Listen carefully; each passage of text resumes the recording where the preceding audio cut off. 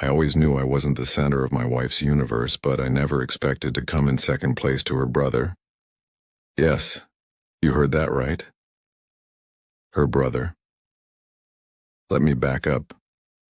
We've been married for 6 years, long enough for the shine to fade, and the small slights to pile up like laundry she never folds, but I loved her. Or at least I loved the version of her that existed before she joined her Pilates cult and decided that TikTok recipes were a personality. I'm not exactly a flashy guy. I don't ask for much.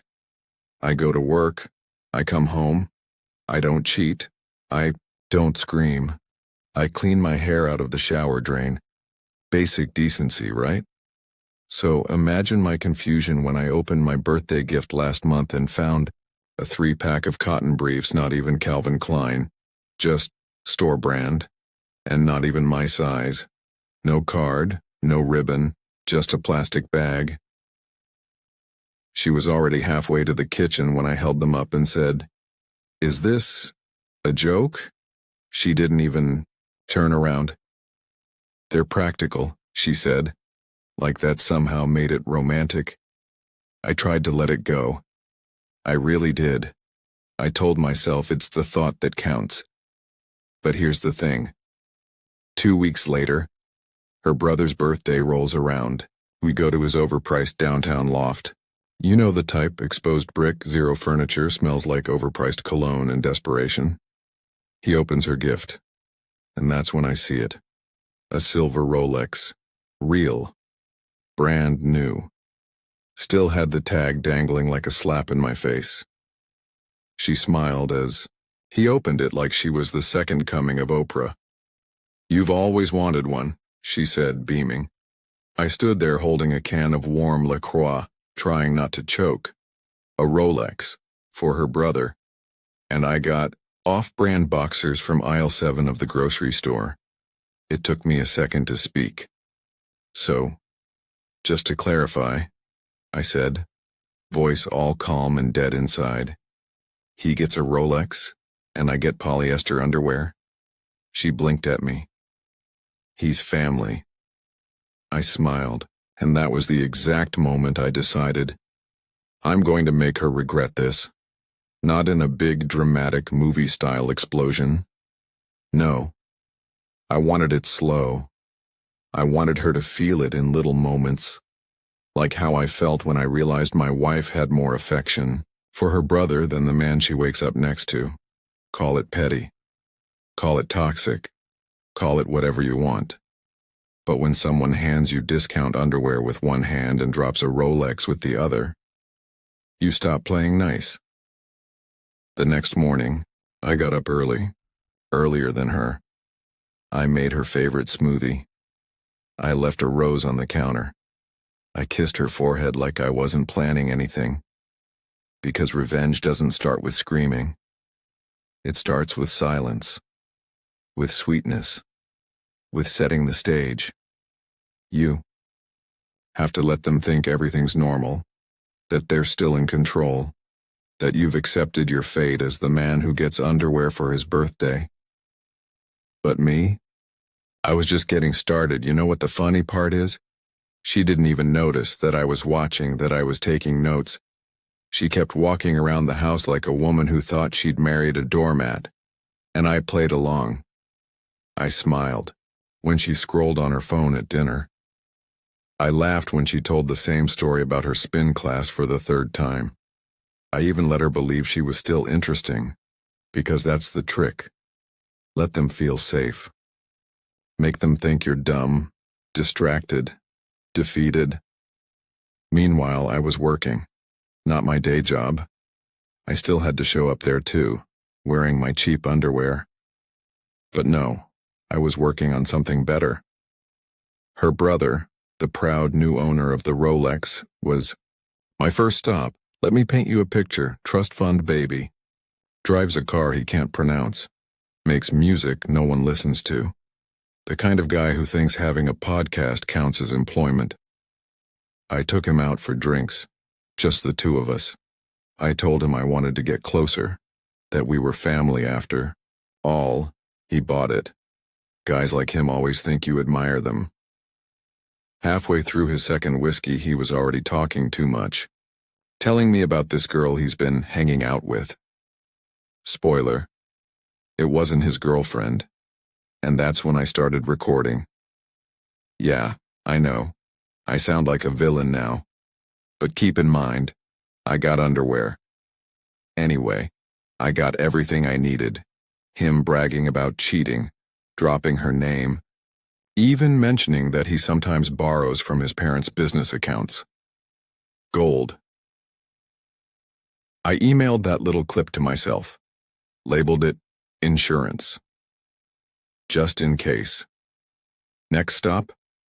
Her phone. I don't usually snoop, but desperate times. She had a bad habit of using the same password for everything. 4 digits. Our anniversary. The one she forgot last year. I got in, and wow. She wasn't cheating, if that's what you're wondering. Oh no, she was too busy for that. What she was doing, though, was venting. To her friends. In a group chat called Wives Who Whine. Creative. And there I was. Mentioned, at least, a dozen times. He's sweet but so boring. I wish he had some edge. I got him underwear because, honestly, what else does he deserve? Ouch. That one stung. But it also made things easier. Because now I knew. This wasn't about the money. This was about respect, and she didn't have any left. That night I laid next to her while she slept, snoring softly, mouth slightly open, like a clueless angel of apathy. And I thought, you don't even know what's coming. You see, revenge isn't just about making them pay.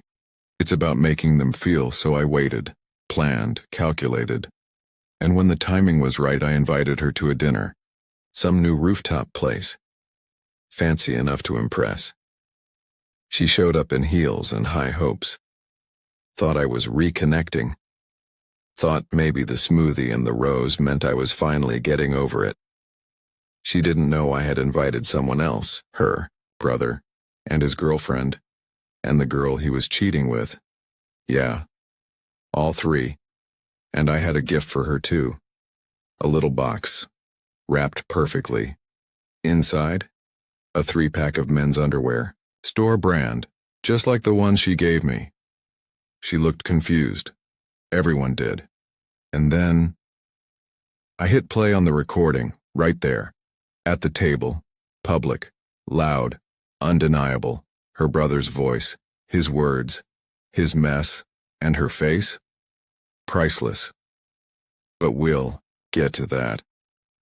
I wish I could say her face turned red, but no. It went pale, white as a napkin, lips slightly parted, eyes darting between me, the speaker, and her brother, who looked like a raccoon caught in a spotlight. The girlfriend? Silent.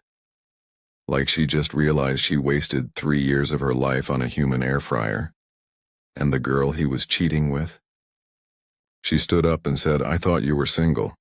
Then threw her wine, Cabernet of course, right into his face. The whole table went dead quiet, except for me. I was sipping my drink. Slowly, like a man watching his enemies sink into quicksand. My wife looked at me like she didn't recognize me, like I'd grown horns, or a spine, and I just smiled. "Underwear," I said. "Remember?" She tried to speak. Something about this being cruel. Something about how I'd embarrassed her. But I wasn't done. I stood up, tapped my glass with my fork. Classy, right? "Hi everyone," I said. "I just wanted to thank you all for coming. Especially you, sweetheart." I looked right at her. 6 years ago, I married a woman I thought would stand beside me. Instead, I got polyester briefs while her brother got a Rolex. Tonight's just a small thank you for reminding me what I deserve. Then I pulled the final trick. A little envelope, slid it across the table, divorce papers, signed, stamped, sealed, She didn't even touch them, just stared like she was dreaming with her eyes open. I turned to her brother. "Oh, and you might want to get a lawyer. I sent that recording to your girlfriend's dad. You know, your landlord. The one paying for your car and your rent and your music career." The guy actually whimpered. Real tears. Like a baby seal being told no one's coming. I left the restaurant without looking back. Didn't even take the leftovers, though I should have. The steak was good. Now I know what you're thinking, that's it? Divorce and a public takedown? Not quite. See, I didn't just end the marriage. I made sure she felt it. Every single day. I canceled the joint credit cards. Moved the savings to a separate account. Mine. Guess who had been paying for that Rolex? Yup. Me. I called the bank, flagged the charge, and reported it as unauthorized. Because technically, it was. She had to return it. Humiliating, I'm sure. But hey, at least she still had the underwear. And me? I moved out. Got a small place. Quiet. Clean. And I bought myself a new watch. Didn't need to be a Rolex. Didn't need to prove anything. It just needed to tick, like a countdown. To better days. To peace. To never again settling for less. Sometimes people ask if I regret it, if maybe I went too far, and I always answer the same way. No. Because when someone gives you cheap underwear for your birthday, they're not just giving you a gift, they're telling you how little they think of you. And the best response to disrespect is not shouting, not crying. It's moving on, with your head high, and their secrets in your back pocket. So yeah, she gave me underwear, and I gave her karma, wrapped in silence, tied with revenge, and trust me, it fit perfectly.